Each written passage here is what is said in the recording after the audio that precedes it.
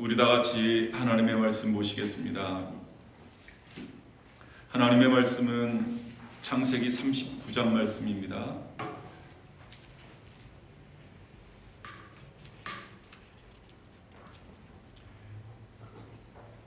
창세기 39장 1절에서 6절 그리고 20절에서 23절까지 말씀 같이 보시겠습니다.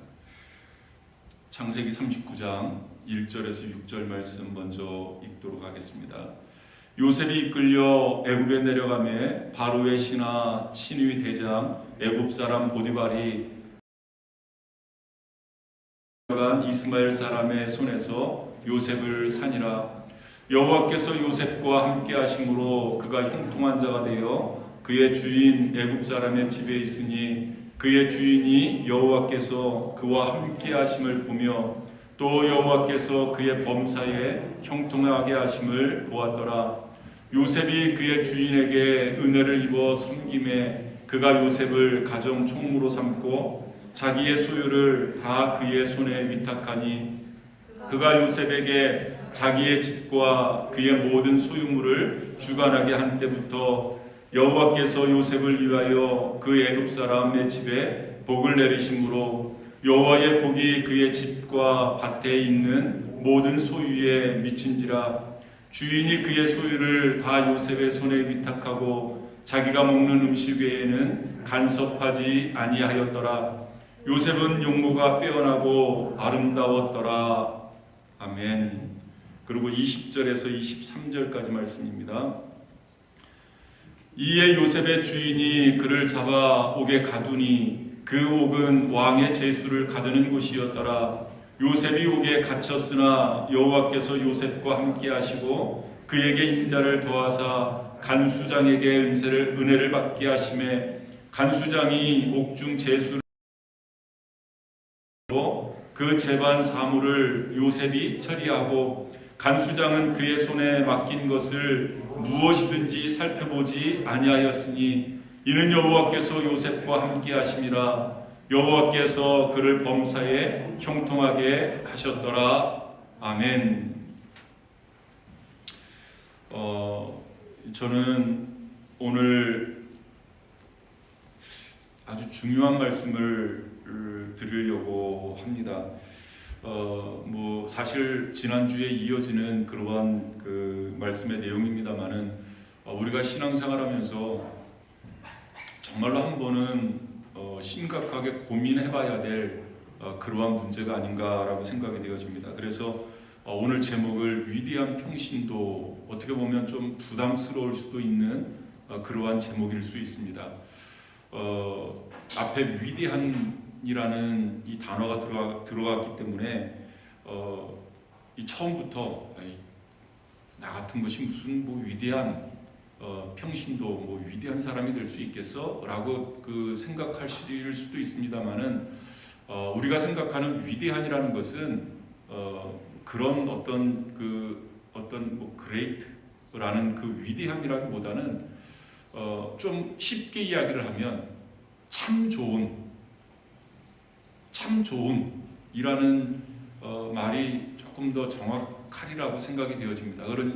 그럼에도 불구하고 그 앞에다가 위대한이라는 그 단어를 이렇게 넣은 것은 우리가 살고 있는 이 시대에 정말로 이 참 좋은 신자, 이 참 좋은 그리스도인을 보기 어려운 그러한 시대에 우리가 살고 있기 때문에 그 앞에 위대한이라는 그 단어를 집어 넣었습니다.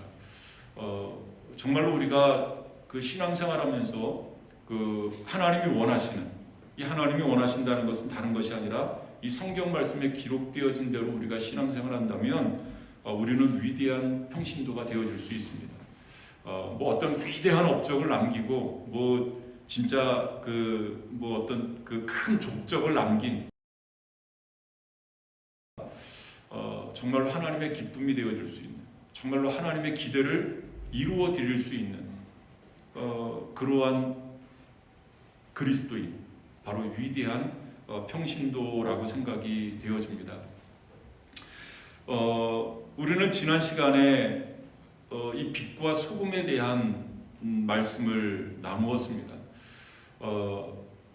뭐 지난주에도 말씀드렸습니다마는 성경 말씀에 너희는 세상의 소금이 되어라, 너희는 세상의 빛이 되어라 라고 명령하신 것이 아니라 우리의 존재 자체가, 우리 그리스도인이라는 그 존재 자체가 바로 소금이요 빛이다 라고 말씀을 드렸습니다. 그래서 우리 그 그리스도 현장에서 아주 특별한 곳에서가 아닙니다. 그리고 이 교회 내에서만이 아니라 우리가 살고 있는 삶의 현장에서 소금과 빛의 역할을 감당해야 된다. 어떻게 보면 그 존재 자체가 소금이요 빛이기 때문에 사실은 그 존재 자체만으로도 소금과 빛의 역할을 충분히 감당해낼 수 있는 겁니다. 중요한 것은 내가 얼마만큼 내 안에 예수 그리스도를 정직하게 모시고 그 예수님을 닮아가는 삶을 살아가느냐, 그리고 예수님께서 나에게 베풀어 주신 그 영광의 은혜, 그것을 우리가 충분히 받고 나를 통해서 그 예수님의 은혜를 반영할 수 있는, 이렇게 좀 드러낼 수 있는 그런 역할을 살아가는 겁니다. 이것은 어떤 특별한 사람만 하는 것이 아니라 예수 그리스도를 구세주로 영접한, 예수 그리스도를 내 삶의 주인으로 모셔드린 그냥 정상적인 그리스도인이라면 다 감당해낼 수 있는, 다 살아낼 수 있는 그러한 일이라는 것이죠. 1970년대, 1970년도부터 1990년도까지 거의 한 20여 년간은 한국 교회에 아주 그 대부흥이 일어났었던 그러한 때였습니다. 대부흥이라는 말보다는 좀 이 폭발적인 이 양적 성장을 이루었었던 그러한 시기였습니다. 그런데 이렇게 양적으로 폭발적인 성장을 했음에도 불구하고 끊임없이 이 한국 교회에 제기되어져 온 질문 하나가 있습니다. 뭐 지난주에도 잠깐 말씀드렸습니다만은 교회는 이렇게 성장하는데, 교회는 이렇게 좀 그 표현이 어쩔지는 모르지만 비대해져 가는데, 메가처치가 한국 교회 전 세계에 몇 개 없는 메가처치가 이 한국에 몰려 있는 거죠. 이 그 정도로 몇만 명이 모이고 몇십만 명이 모이는 그러한 메가처치가 한국 교회는 이렇게 성장하는데 한국 사회는 왜 이렇게 어두워져 가느냐? 이것은 한국뿐만 아니라 미국도 마찬가지 아니겠습니까? 미국도 크리스찬 인구가 35% 이상, 40%, 그런데 40%가 정말로 될까? 라는 생각이 들 정도로 이 사회는 점점 어두워져 간다는 거죠. 왜 그럴까? 왜 그럴까? 이것을 딱 한마디로 대답할 수는 없습니다. 이 질문에 대해서 단답식으로 이 답을 이야기할 수는 없습니다만은, 그래도 그 원인을 찾는다면 이 위대한 평신도가 없기 때문이다. 교회에서 이 교회가 성장하기 위해서 이 평신도들을 수없이 많이 전도 훈련을 하고 제자 훈련을 하고 그런 훈련을 많이 하지 않습니까? 교회가 성장하기 위한 훈련은 그렇게 하지만 정말로 참 좋은 신자를 만들기 위해서, 위대한 평신도를 만들기 위해서 교회가 얼마만큼 노력을 했는가? 얼마만큼 교육을 했는가? 그리고 우리 평신도들이, 우리 성도들이, 우리 그리스도인들이 정말로 성경 말씀대로, 우리 주님의 말씀대로 내가 세상에서 빛과 소금의 역할을 감당하기 위해서 똑같이 세상 사람들처럼 줄세 하는데 혈안이 돼가지고 돈 많이 모으는 것이 세상에서 제일 잘 나가는 그러한 일인 것처럼 똑같이 그렇게 살지는 않았는가? 거기에 원인이 있지 않나라고 그렇게 생각이 되어집니다. 여러분, 지난주에도 말씀드렸습니다마는 우리 성도들의 삶의 현장은 바로 세상입니다. 우리끼리 모여서 우리끼리 좋아하고 우리끼리 은혜를 나누고 거기에서 어떤 천사의 모습을 어떻게 보면 물론 그것도 의미 없는 일은 아닐 것입니다. 그러나 정말로 중요한 것은 우리가 그 영광을 드러내야 될 현장은 우리의 삶의 현장이라는 거죠. 우리의 직장, 우리의 가정, 또 학교, 내가 만나는 그 사람들에게 하나님의 영광을 드러내야지. 우리끼리 모였을 때, 우리가 뭐 교회에서 예배를 드리면서, 아니면 찬양을 드리면서, 아니면 어떤 부흥회를 하고 뭐 찬양 집회를 하면서, 물론 거기서 하나님의 영광을 경험하고 하나님의 임재를 경험해야 되는 것도 중요합니다. 내가 살고 있는 삶의 현장에서 드러내는 것이 중요하다라는 그러한 말씀이죠. 그러면 그 위대한 평신도의 모습, 위대한 평신도상은 어떤 모습일까? 여러분 궁금하지 않습니까?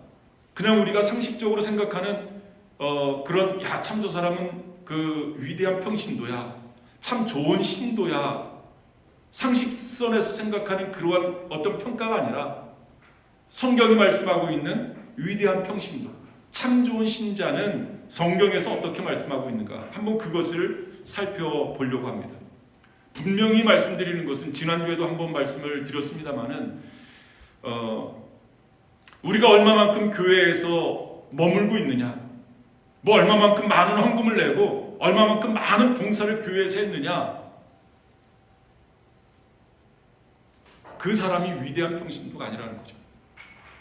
뭐 그렇게 단정지어서 이야기할 수는 없습니다만은 우리가 그것을 가지고 평가할 수는 없다는 겁니다.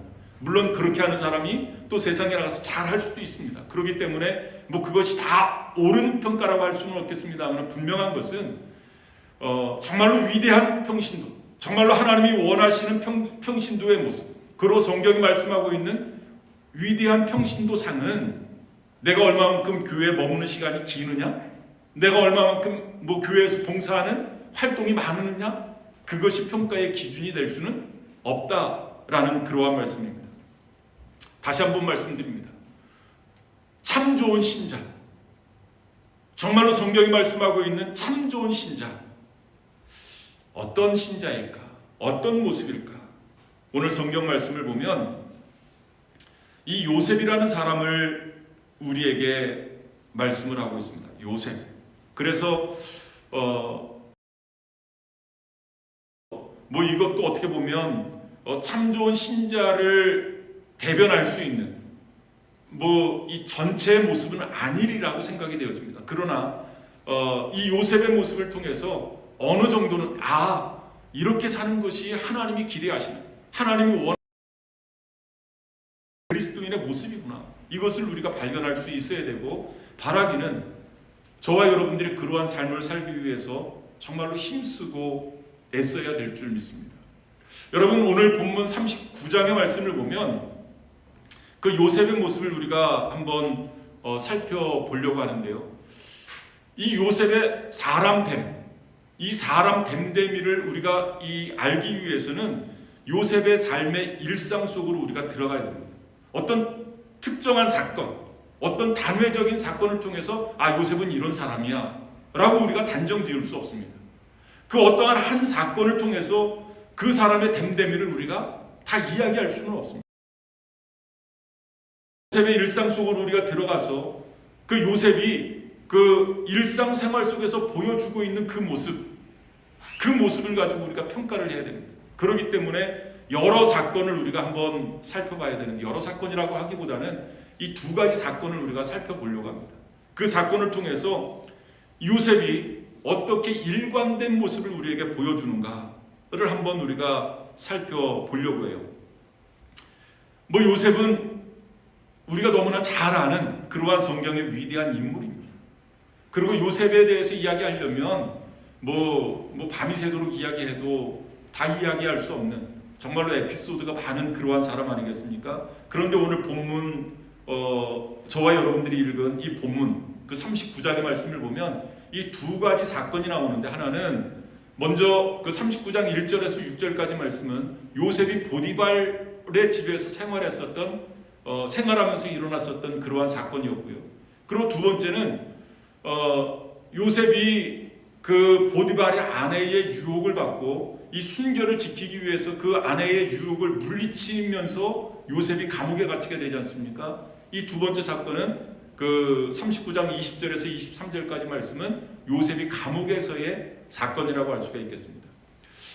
이 두 가지 사건이 왜 중요하냐면, 어떻게 보면 요셉이 보디발의 집에 있을 때 물론 노예였습니다. 몸종이었어요. 몸종. 그 보디발의 집의 모든 잡다한 일들을 다 이렇게 맡아서 하는 그러한 종과 다름없는 그러한 사람이었습니다. 그럼에도 불구하고 어떻게 보면 이 보디발의 집에 있을 때는 그래도 잘 나갈 때였었거든요. 노예였지만 인정받고 잘 나갈 때였었다. 그러니까 사람이 잘 나갈 때 어떤 모습을 보이느냐, 여러분 이것도 중요하지 않겠습니까? 좋게 보일 수도 있습니다. 그러나 또한 우리가 살펴볼 39장 20절에서 23절 말씀은 요셉이 감옥에 갇혔을 때, 여러분 감옥에 갇힌다? 이것은 바닥까지 내려간 모습 아니겠습니까? 진짜 갈 때까지 간 모습 아니겠어요? 이럴 때 어떤 모습을 보이느냐? 여러분 요 두 가지, 비록 두 가지를 살펴봅니다만은 일관된 모습을 우리가 살펴볼 수 있고요. 그것이 바로 요셉의 사람의 됨됨이라고 우리가 생각할 수 있기 때문에 이 두 가지 사건을 통해서 요셉의 됨됨이를 한번 살펴보려고 합니다. 그리고 이 요셉의 사람됨을 통해서 하나님이 기대하시는 이 위대한 평신도상을 한번 살펴보려고 합니다. 요셉은 어떤 사람이었을까? 첫 번째는 사회에서 신뢰받는 사람이었습니다. 신뢰받는 사람, 믿을 만한 사람이었었다 라는 말씀이죠. 여러분 4절 말씀 한번 보시기를 바랍니다. 같이 한번 읽어보겠습니다. 요셉이 그의 주인에게 은혜를 입어 섬김에 그가 요셉을 가정 총무로 삼고 자기의 소유를 다 그의 손에 위탁하니. 여러분 이 4절 말씀에서 우리가 주목해 봐야 될 단어가 은혜라는 단어입니다. 요셉이 그의 주인에게 은혜를 입어 섬김에 라고 말씀하고 있는데, 이 은혜라는 단어가 영어 성경을 보면 favor라는 단어로 나옵니다. 어떤 신의, 호의 라는 단어로 이렇게 해석되어질 수 있는데요. 여기서는 이 신임이라는 단어로 해석해도 무관하리라 생각이 되어져요. 그리고 그 4절 말씀의 문맥상을 보면 이 신임이라는 단어가 오히려 더 이 4절 말씀을 잘 해석하고 이해하는 데 도움이 되는 그러한 단어가 아닌가라고 생각이 되어집니다. 그래서 이 은혜를 신임이라는 단어로 바꿔서 다시 한번 읽어보면, 요셉이 그의 주인에게 신임을 입어 섬김에 그가 요셉을 가정 총무로 삼고 자기의 소유를 다 그의 손에 위탁하니 라는 말씀으로 해석을 해도 거의 틀림없습니다. 여러분 내 재물을, 나의 재산을 다른 사람들에게 맡기려면, 위탁하려면 여러분 그를 신임해야 되지 않겠습니까? 그를 신뢰해야 되지 않겠습니까? 그를 믿어야 되지 않겠습니까? 그런데 이 보디발이라는 사람이 요셉을 얼마만큼 신임을 했느냐? 여러분 6절 말씀 보니까 주인이 그의 소유를 다 요셉의 손에 위탁하고 자기가 먹는 음식 외에는 간섭하지 아니하였더라. 요셉은 용모가 빼어나고 아름다웠더라. 얼마만큼 요셉을 신임했느냐? 그래서 얼마만큼 요셉에게 위탁했느냐? 다 그의 소유를 다 위탁했다. 자기가 먹는 식물 외에는, 자기가 먹는 음식 외 아주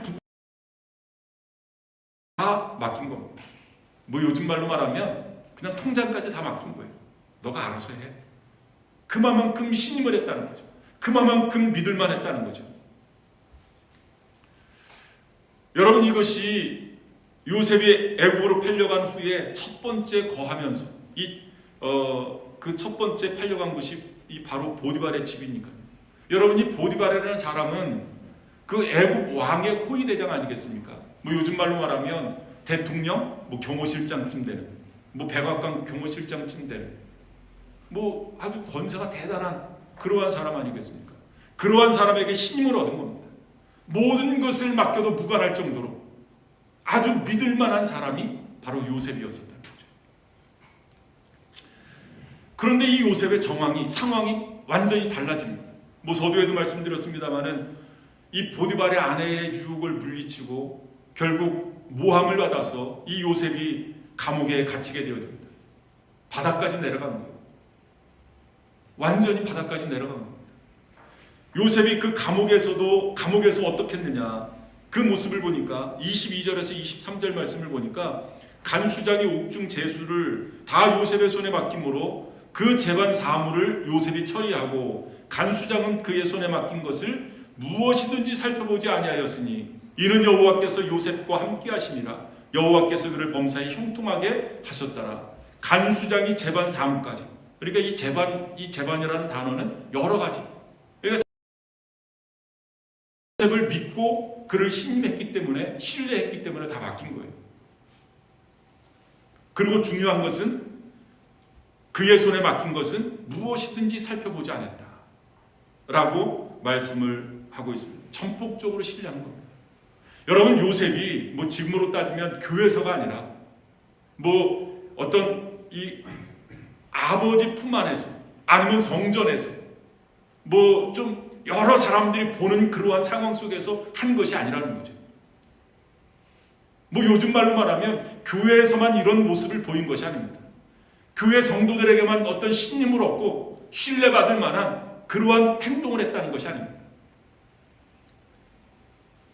자기가 머물고 있는 사회에서, 자기가 다니고 있는 직장에서 어떻게 보면 그 사업장의 뭐 보스에게, 사장에게 신임을 받는 그러한 사람이었었다. 여러분, 이것이 하나님이 요구하시는 사람됨의 모습입니다. 그리스도인의 삶의 모습이라는 거죠. 여러분, 우리는 어떻습니까? 여러분들은 어떻습니까? 마치 보디발이 요셉을 전적으로 신임해서 자기의 모든 것을, 자기의 소유를 전부 다, 도장까지, 통장까지 다 맡길 수 있는 그러한 신임을 얻습니까? 감옥에서 그 간수장이 재반 사물을 다 요셉에게 맡기고 그 다음부터는 참견하지 않는 거예요. 그런 신임, 그런 신뢰를 우리가 직장에서, 내가 머물고 있는 그 삶의 현장에서 받고 있느냐 말이죠. 함부로 맡기지를 못해요. 왜? 통장에서 뭐 곶감 빼먹듯이 살금살금 다 빼먹으니까. 믿을 만한 사람이었었는데 함부로 맡기지를 못해요. 오히려 맡겨놓으면 차라리 내가 하는 게 더 나아. 맡겨놓으면 마음에 차지 않게 하기 때문에 뭐 여기 손봐야 되고 저기 손봐야 되고, 오히려 안 하는만 못한 직장 생활하면서, 여러분 그런 사람들이 얼마나 많은지 몰라요. 그런데 교회에 와서는 거룩한 모습으로 찬양하고, 거룩한 모습으로 기도하고, 거룩한 모습으로 예배를 드리면 그게 정말로 참 좋은 신자냐, 우리가 정말로 곰곰이 생각을 해봐야 됩니다. 정말로 하나님이 원하시는, 하나님이 요구하시는 사람됨의 측면은 바로 내가 머물고 있는 그 삶의 현장에서, 내가 다니고 있는 직장이든지 아니면 가정이 됐든지 거기에서 정말로 신뢰받는, 신임받는 그러한 사람인가를 한번 살펴봐야 됩니다. 여러분, 이것은 내가 얼마만큼 성경을 많이 읽었느냐, 내가 얼마만큼 기도를 많이 했느냐 만큼 중요한 문제라는 것을 여러분 꼭 기억하실 수 있기를 바랍니다. 하나님이 기뻐하셨던 사람 요셉, 사람들에게 신뢰받는 사람이었습니다. 두 번째로 요셉은 어떤 사람이었느냐 보니까 사회에 기여한 사람이었습니다. 베풀 줄 아는 사람이었었다라는 그러한 말씀이죠. 여러분 이 전반부를 보면 그 39장 1절에서 6절까지 말씀을 보면 그 요셉이 보디발의 집에서 이렇게 살아가는 모습을 잘 관찰해 보면 요셉이 정말로 거기에 필요한 존재였었다라는 것을 우리가 잘 알 수 있습니다. 여러분 5절 말씀 한번 보시기를 바랍니다.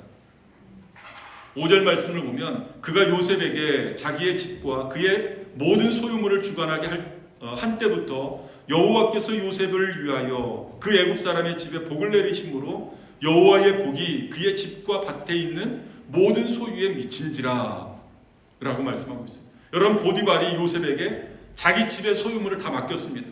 그런데 놀라운 사실은 하나님께서 요셉을 축복해 주시는데 요셉만 축복해 주신 것이 아니라 요셉이 섬기고 있는 보디발의 집에 복을 내리셨다. 그러니까 보디발은 누구 때문에 복을 받은 거예요? 요셉 때문에. 요셉이 자기 집에 있는 그 사건 하나만으로 보디발까지 다 복을 받은 겁니다. 요셉 때문에 복을 받았다. 여러분, 보디발이 요셉을 볼 때마다 어떤 느낌이 들었을까요? 뭐 말을 했는지 안 했는지는 모르겠습니다만은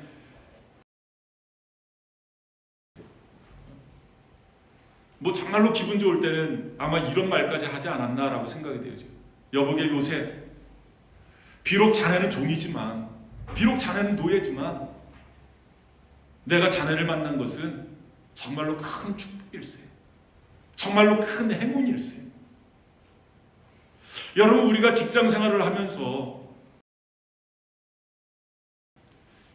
뭐 보스나 아니면 뭐 자기하고 일하고 있는 어떤 팀의 뭐 팀장이 와서 야, 뭐 미스터리 아니면 뭐 누구누구씨 정말로 자네는 우리 회사의 복덩이야. 정말로 자네를 만난 것은 정말로 행운이야. 정말로 자네는 보배와 같은 존재야.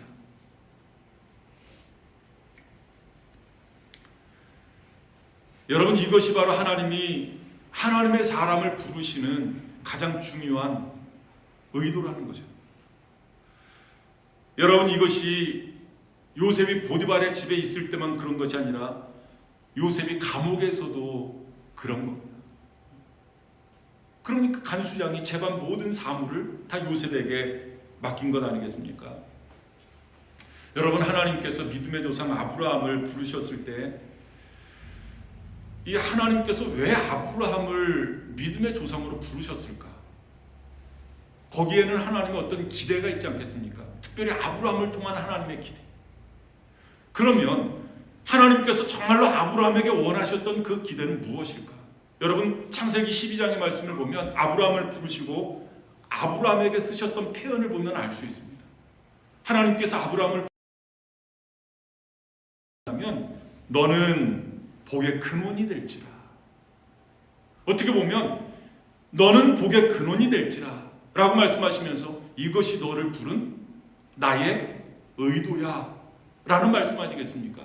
그러면 거기서 이 근원이다 라는 말의 뜻은 뭐냐 하면 통로라는 뜻입니다. 그리고 채널이라는 뜻입니다. 여러분, 하나님께서 아브라함을 축복해 주셨습니다. 아브라함은 정말로 감당할 수 없는 놀라운 하나님의 축복을 받았습니다. 그런데 그것으로 끝나는 것이 아니라 하나님께서 아브라함을 통해서 기대하신 그 기대는 뭐냐면 내가 너를 축복해 줄 테니까 너가 받은 그 축복을 좀 이렇게 너가 통로가 되어줘서 다른 사람들에게 미치게끔 해라 라는 그러한 말씀 아니겠습니까? 그래서 하나님께서 아브라함에게 이어서 뭐라고 말씀하시냐면 너를 만나는 사람을, 너를 축복하는 사람을 내가 축복하고 그리고 너가 만나는 사람들을 내가 축복해 주겠다. 다시 말하면 너를 통해서 하나님이 축복해 주시겠다는 겁니다.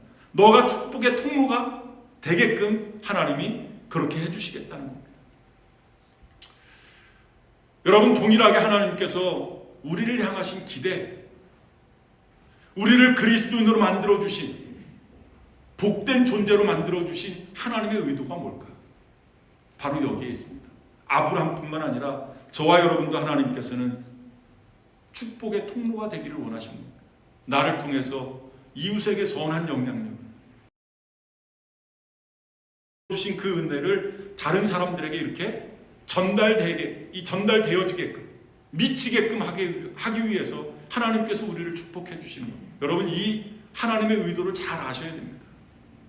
나만 잘 먹고 잘 살라고 하나님이 우리를 축복해 주시는 것이 아니라 나를 통해서 이웃들이 잘 먹고 잘 살 수 있도록 이웃들에게 하나님의 축복이 미치게 하게 하기 위해서 하나님이 우리를 축복해 주신다는 거죠.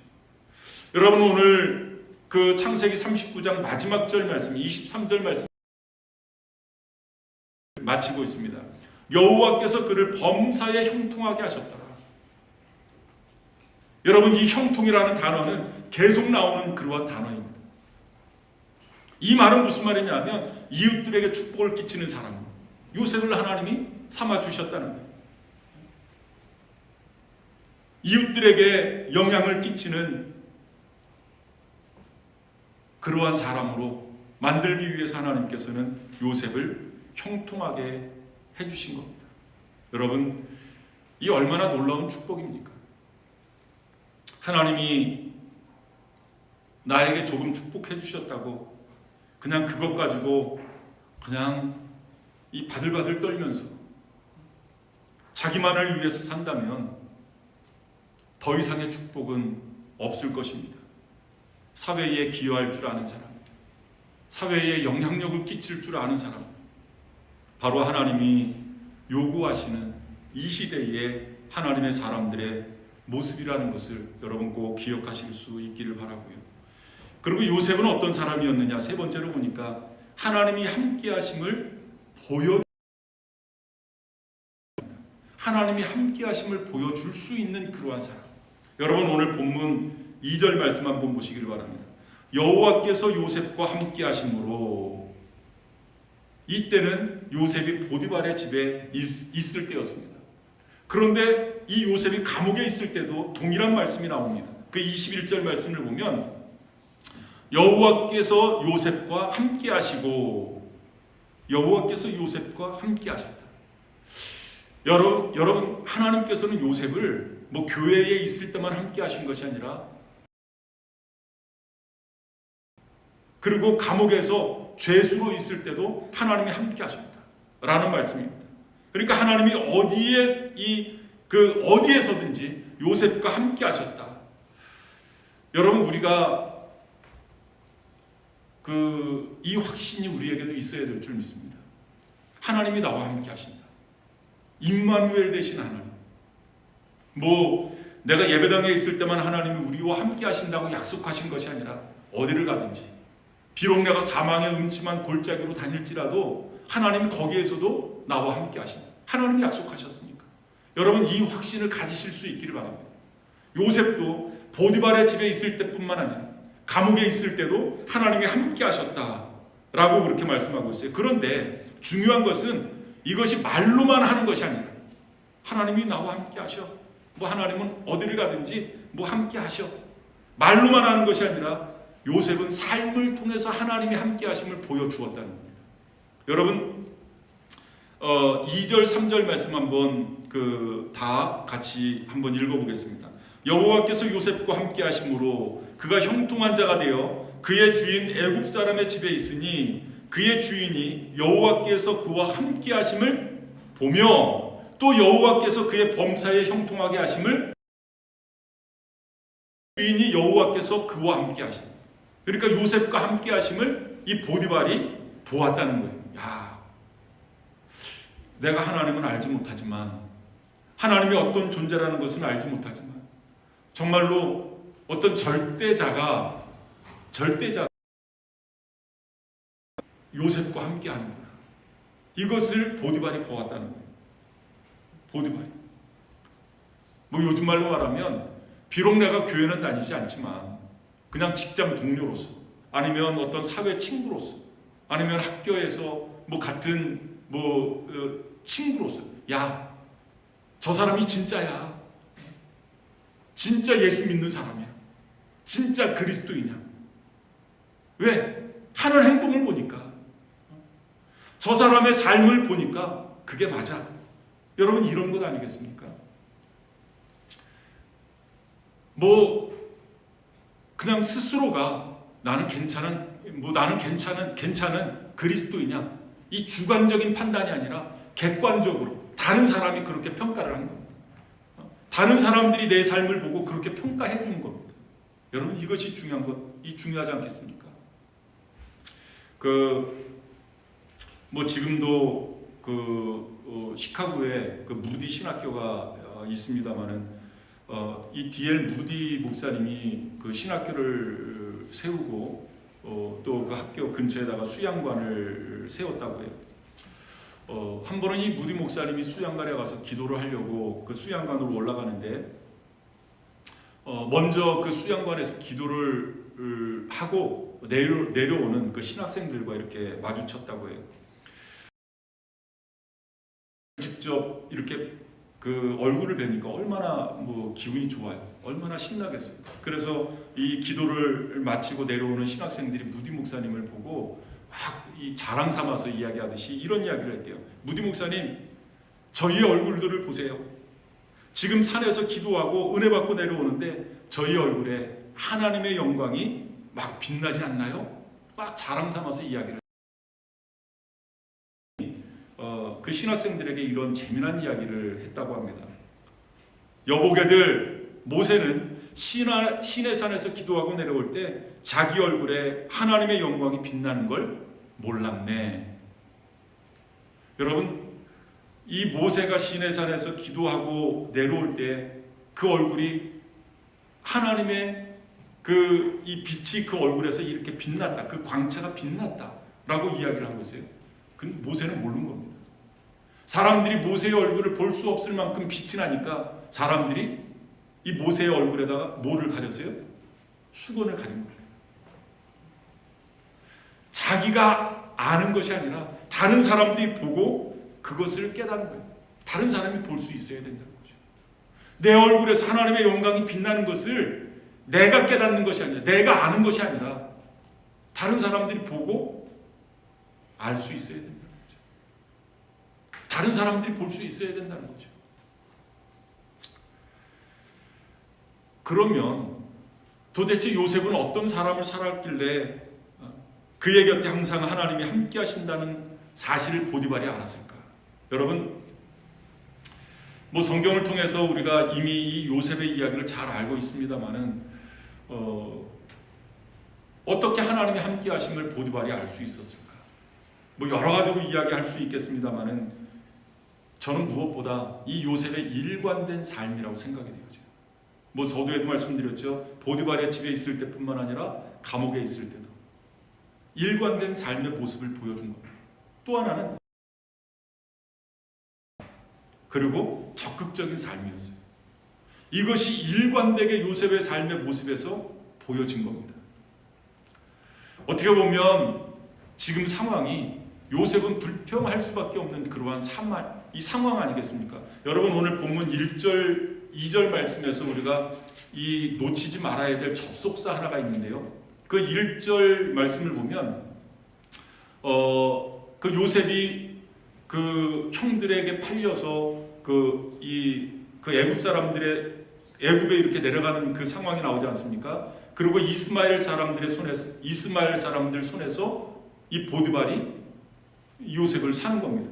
그 내용이 1절 말씀이고요. 그리고 2절 말씀을 보면 완전히 또 상황이 달라집니다. 여호와께서 요셉과 함께 하심으로 라고 그런 말씀이 나오고 있어요. 그러니까 요셉이 그 애굽으로 팔려 내려와서 그리고 2절 말씀에 이제 보디발의 집에 팔려가서 하나님이 함께 하심으로 형통한 자가 되었다라는 말씀으로 이렇게 되어집니다. 여러분, 그 1절 말씀과 2절 말씀에 빠진 단어가 하나 있는데 그 단어는 바로 그러나라는 단어입니다. 그러나라는 접속사일 것입니다. 비록 자기 형들에게 팔려서 애굽으로 팔려가는 그러한 노예가 됐지만 그러나 요셉은 불평하지 않았다는 거죠. 요셉은 원망하지 않았다는 거죠. 요셉은 자기 신세를 한탄하지 않았다는 겁니다. 자기의 기득권을 다 빼앗겨버렸습니다. 자유도 빼앗겨버렸습니다. 아버지에게 받던 사랑도 다 빼앗겨버렸습니다. 원망할 수밖에 없는 상황이잖아요. 불평할 수밖에 없는 상황이잖아요. 자기의 신세를 한탄할 수밖에 없는 그러한 상황이잖아요. 그러나 요셉은 원망 불평하지 않은 거예요. 그것을 보디발이 본 겁니다. 아니, 저런 상황이면 식음을 전폐하고 밥도 먹지 않고 원망하고 불평할 텐데, 아니 저놈은 저거 왜 이 불평이 없을까? 여러분, 그렇게 생각되지 않겠어요? 요셉인들 왜 불평거리가 없겠느냐? 얼마나 아버지에게 사랑받는 그런 요셉이 그런 모든 것들을 다 빼앗겨 버렸잖아요. 그런데 요셉에게는 한 가지 확신이 있었습니다. 그 확신이 뭐냐면 하나님이 나와 함께 하신다. 하나님이 분명히 나와 함께 하신다. 비록 모든 재산을 다 잃어버렸지만, 자유를 잃어버렸지만, 아버지에게 받던 그 사랑도 잃어버렸지만, 하나님이 나와 함께 하심으로 말미암아서 반드시 나의 미래를 예비해 놓으셨다. 하나님이 나와 함께 하신다. 이 확신이 요셉에게 있었던 겁니다. 그러니까 불평할 수밖에 없었던 상황 속에서도 원망불평하지 않은 거예요. 신세타령할 수밖에 없는 그러한 상황 속에서도 신세타령하지 않은 거예요. 하나님이 함께 하심을 요셉은 확신했습니다. 이것을 다른 사람들에게 보여준 겁니다. 저와 여러분들도 하나님이 원하시는 그러한 그리스도인의 모습, 바로 이런 모습이 되어져야 될 줄 믿습니다. 그리고 마지막으로 요셉은 어떤 사람이었느냐? 하나님을 증거하는 사람이었습니다. 여러분, 세상 사람들은 우리 그리스도인들을 가리켜서 이중적이다, 위선적이다, 말과 행동이 다르다 라고 이야기를 합니다. 사실은 또 맞는 부분이기도 하고, 말 따로 행동 따로 인 그리스도인들이 얼마나 많으냐. 그래서 심지어는 이런 비판들이 너무나 많으니까 이제는 말로만 하는 전도는 끝내야 된다. 삶으로 보여줘야 된다 라고 이야기를 합니다. 그것도 옳지 못합니다. 어떻게 보면 그것도 극단적인 그러한 판단이라는 거죠. 여러분, 요셉의 모습을 보면 말씀드린 것은 요셉의 삶을 통해서 하나님을 보여주는 이 삶을 이야기했습니다. 그럼에도 불구하고 요셉은 그런 삶을 보여주는 그 과정에서도 입술로 하나님을 증거하는 그러한 삶을 살았다는, 이 균형이 잘 맞았다는 겁니다. 균형. 여러분, 우리도 정말로 중요한 것은 우리의 삶을 통해서 하나님을 보여주는 겁니다. 하나님의 살아계심, 하나님의 영광을 나의 삶을 통해서 보여주는 겁니다. 그럼에도 불구하고 중요한 것은 그 과정 속에서 우리의 입술로 하나님을 증거해야 된다는 거죠. 여러분, 요셉이 바로 그런 삶을 살았습니다. 여러분, 오늘 우리가 읽지는 않았습니다만은 그 9절 말씀입니다. 39장 9절 말씀을 보면 이런 말씀이 있습니다. 이 집에는 나보다 큰 이가 없으며 주인이 아무것도 내게 금하지 아니하였어도 금한 것은 당신뿐이니 당신은 그의 아내임이라. 그런즉 내가 어찌 이 큰 악을 행하여 하나님께 죄를 지으리이까. 여러분, 이 상황은 보디발의 아내가 요셉을 유혹했습니다. 요셉은 순결을 지키기 위해서 그 보디발의 아내의 유혹을 물리쳤습니다. 그 위기 상황 속에서 이 요셉은 하나님을 드러내고 있는 거예요. 나는 하나님을 믿는 사람입니다. 나는 하나님을 섬기는 사람입니다. 내가 어찌 하나님 앞에서 범죄할 수 있겠습니까? 하나님이 나를 보고 계십니다. 이렇게 하나님을 증거한 겁니다. 아마 이 보디발의 아내가 이 요셉의 모습을 보면서 그래서 저 사람이 저런 행동을 했구나. 비록 여러분 얼마나 그 거절당한 이 보디발의 아내는 얼마나 좀 자존심 상하고 그러겠습니까? 그러나 속으로는 그래서 저 사람이 저렇게 살았구나. 인정할 수밖에 없는 그러한 모습 아니겠습니까? 이 하나님을 드러내는 이 결정적인 순간에 하나님을 높여드릴 수 있어야 된다는 거죠. 여러분, 이런 모습은 여기에서 끝나는 것이 아니라 이 창세기 40장의 말씀을 보면 요셉이 감옥에서 이 두 사람을 만나게 되는데 이 바로 왕의 술 맡은 관원장 그리고 떡 굽는 관원장을 만나게 됩니다. 이 사람들이 하루는 꿈을 꿨는데 그 꿈을 해몽을 못하는 거예요. 꿈 해석을 못하는 겁니다. 그때 요셉이 입을 열어서 그 꿈을 해몽해 주는 그러한 장면이 창세기 40장 8절 말씀에 나오는데요. 그들이 그에게 이르되 우리가 꿈을 꾸었으나 이를 해석할 자가 없도다. 함께 있지 아니하니이까 청하건대 내게 이루소서. 해석은 하나님이 하시는 겁니다. 거기서도 하나님을 드러내는 거예요. 여러분, 거기에서 끝나는 것이 아니라 요셉이 나중에 바로가 꿈을 꾸었는데 그 꿈을 해몽을 못하는 거예요. 해석을 못하는 거예요. 그때 요셉이 바로의 꿈을 해석해 줍니다. 여러분 41장 창세기 41장 16절 말씀에 나오는데요. 요셉이 바로에게 대답하여 이르되 내가 아니라 하나님께서 바로에게 평안한 대답을 하시리이다.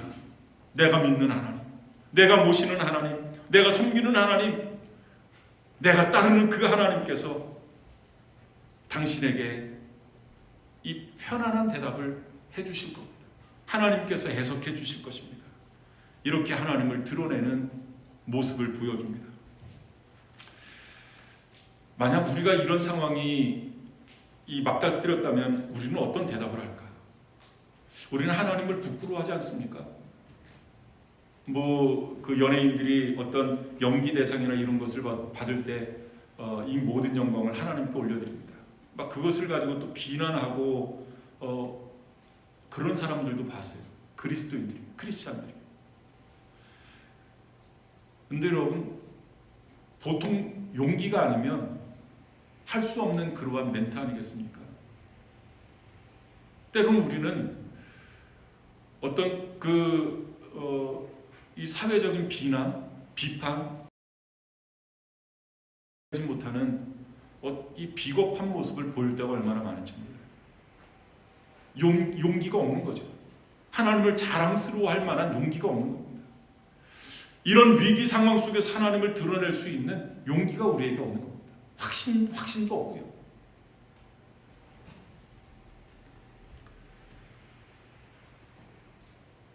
역사를 통해 볼 때